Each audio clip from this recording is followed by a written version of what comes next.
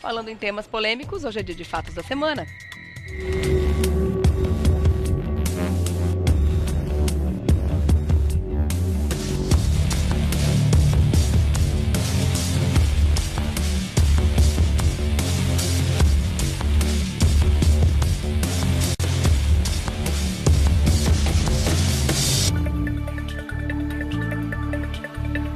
Ontem foi um dia muito importante, agitado no cenário político brasileiro, né? Foi marcado pela tramitação da denúncia contra o presidente Michel Temer, que é acusado de corrupção passiva. Roda o VT. O deputado Sérgio Sveiter, do PMDB do Rio de Janeiro, relator na Câmara da denúncia oferecida pela Procuradoria-Geral da República contra o presidente Michel Temer, recomendou o prosseguimento do processo. A leitura do parecer durou 1 hora. A expectativa é que o relatório comece a ser discutido nesta quarta-feira, para então ser votado pelos integrantes da Comissão de Constituição e Justiça. Independentemente do resultado na comissão, o parecer será submetido à votação no plenário da Câmara. Para que a denúncia chegue ao Supremo Tribunal Federal, precisa do apoio de pelo menos 342 deputados. Os desdobramentos desse processo e o futuro do presidente Michel Temer você acompanha a partir de agora, aqui no Revista da Cidade. São os rumos de um país que parece cada vez mais sem rumo, né, doutor Eduardo? Bom dia, bem-vindo, como sempre. Como dizem, eu não sei se é de comer ou de entrar dentro, né? Ai, meu Deus, tá difícil demais. Tá difícil chegar a uma conclusão. Agora, essa semana, sem dúvida nenhuma, é uma semana muito importante. Afinal de contas, muita gente não acreditava que o relator, né, o Sveiter, pudesse acatar essa denúncia, acolher essa denúncia. Afinal de contas, são do mesmo partido, né? Mas ele disse que a denúncia faz sentido. E agora é interessante a gente saber quais são os caminhos que essa denúncia vai percorrer. Regiane, tem uma coisa muito interessante. É óbvio que nós não podemos fazer nenhum juízo de valor nesse momento, porque quem vai fazer esse trabalho, né, ou seja, essa investigação e esse levantamento é o STF. É o STF lá na frente, né? É o STF, a partir do momento que ele recebe a denúncia. E passar pela Câmara. Neste momento, se restringe autorização, se abre esse processo ou não.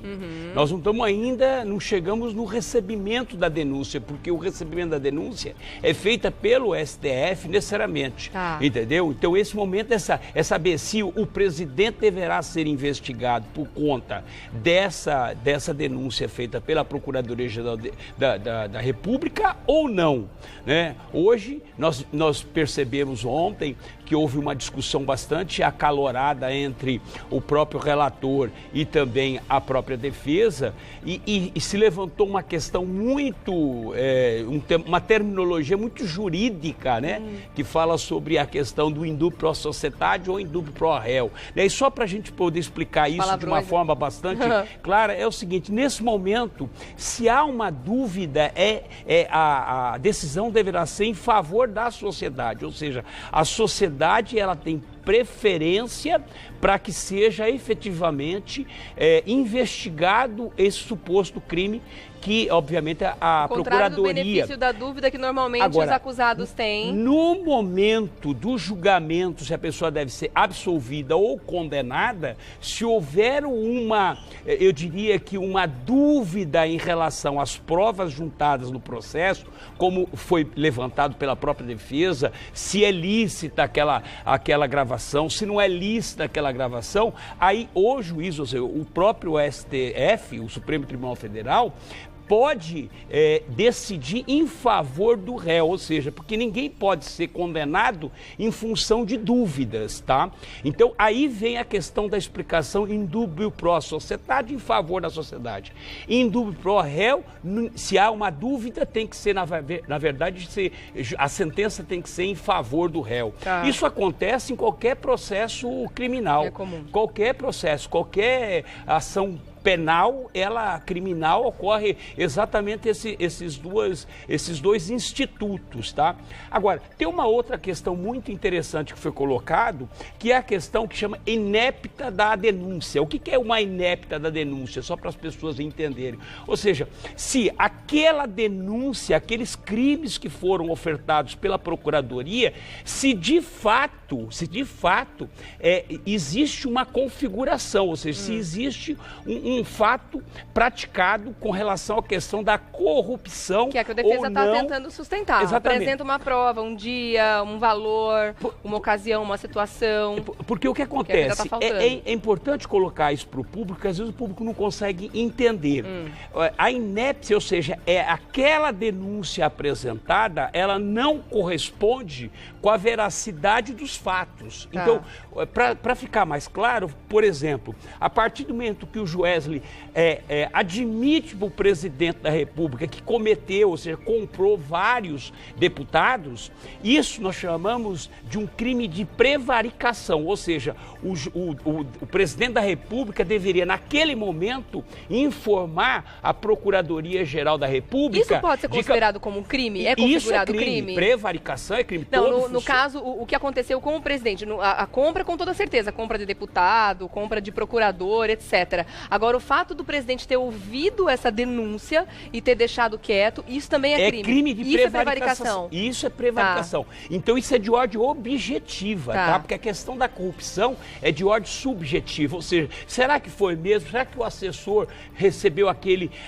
500 mil dólares, né? Que se era destinado ao presidente, o presidente teria autorizado ou não o recebimento daquele valor, né? Então, a questão da prevaricação, me parece que não há muita dúvida em relação a isso. Só que a denúncia ofertada não fala em prevaricação. Ah, não? Não fala, ele fala em corrupção. Sim, mas essa é uma das denúncias do Janot. Ele disse que ele ia desmembrar e fazer tantas outras depois, né? Mas é o que eu estou falando, ou seja, aquele fato, o fato naquele momento que se encontra na gravação é uma questão de prevaricação. Nenhum funcionário público, ninguém investido na função pública, ele, diante de um crime, ele tem que imediatamente denunciar para as autoridades competentes, entendeu? Então, me parece que, numa primeira análise... Que está meio fraca essa acusação nesse momento. A questão da corrupção, ela é temerosa, sob o ponto de vista, porque é uma subjetividade. Ou seja, será que o presidente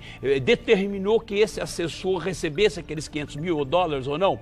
500 mil reais, aliás, ou não, né? Ou seja, essa é uma questão. Agora, uma questão também muito interessante que foi colocada, o dinheiro foi devolvido. O fato do dinheiro ser devolvido não quer dizer necessariamente que o crime não foi praticado. É lógico. Porque o crime de... Um ladrão que devolve a TV que ele roubou, ele não deixou de roubar, ele roubou. O crime de corrupção, ele caracteriza a partir, nem da entrega, mas a partir da exigência. Do combinado.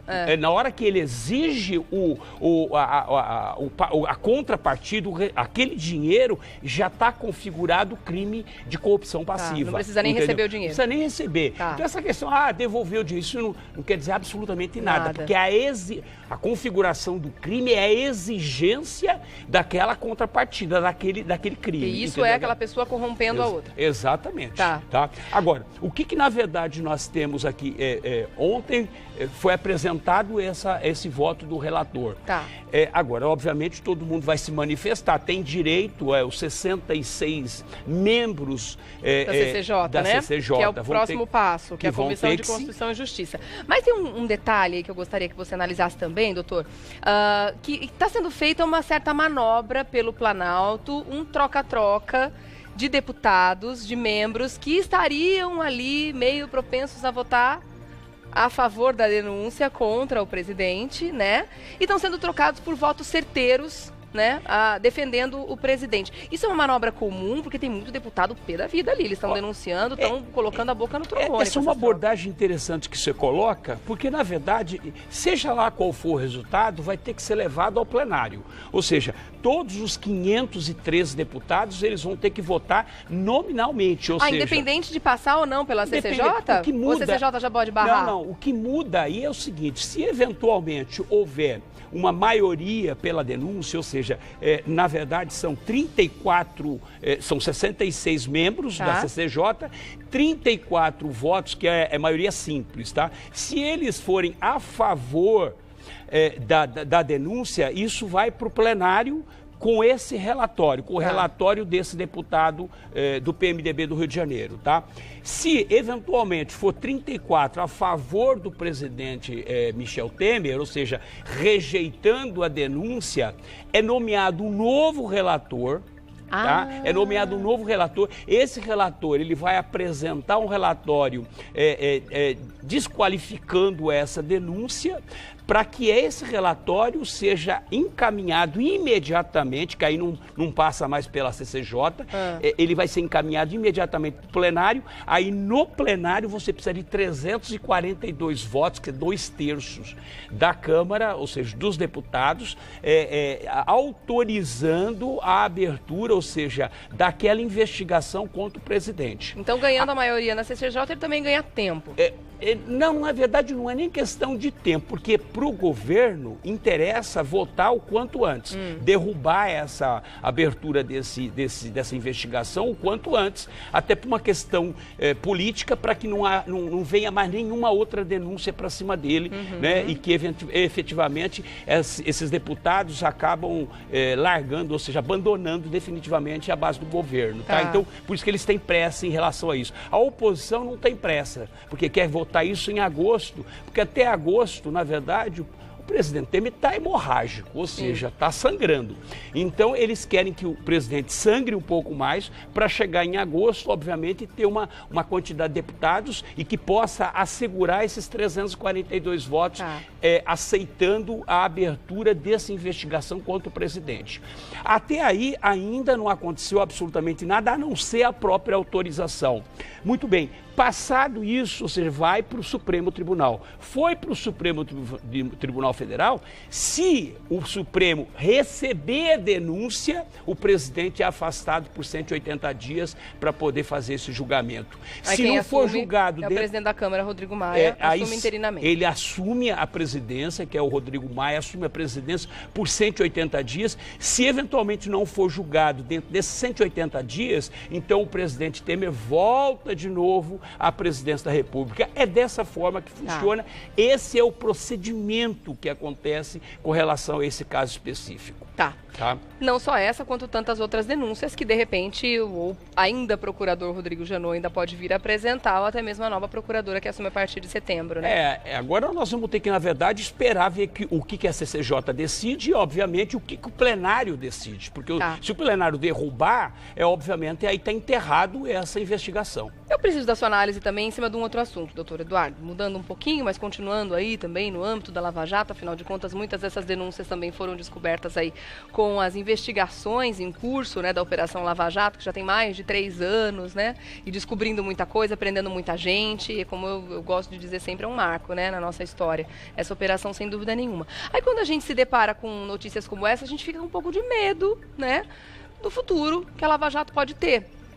Que é justamente o encerramento dos trabalhos, né, do grupo de trabalho de Curitiba, que foi um grupo muito atuante, foi um grupo que realmente fez vir à tona muita coisa, muita denúncia, nomes de muita gente, e agora esses trabalhos foram encerrados. Como é que você vê essa situação, doutor? Eu entendo o seguinte, tudo tem um começo, um meio e tem um fim. É óbvio, ia chegar o momento que esse grupo de investigação da Lava Jato, ele teria que ter uma finalização, porque senão... E é o momento agora, na sua opinião?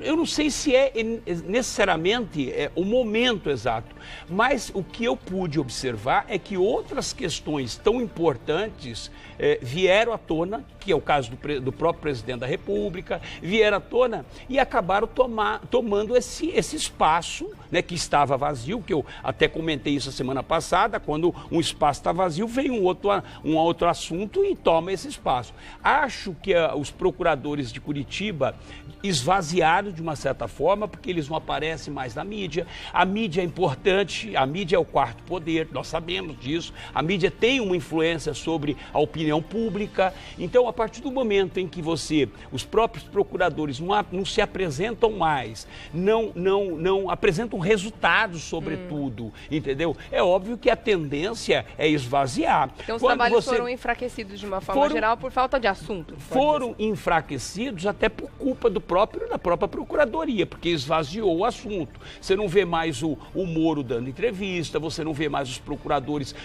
ocupando esse espaço na mídia e tornando a população informada desse assunto. Então, obviamente, agora, nada impede de outros outros grupos de trabalho serem, obviamente, instaurados, como, por exemplo, em São Paulo mesmo, que estão querendo instaurar para poder investigar a questão das delações da Odebrecht. Então isso é uma possibilidade de se instaurar um grupo aqui em São Paulo. Eu acho que chega um momento que realmente, se você ficar esticando demais, há um esgarçamento.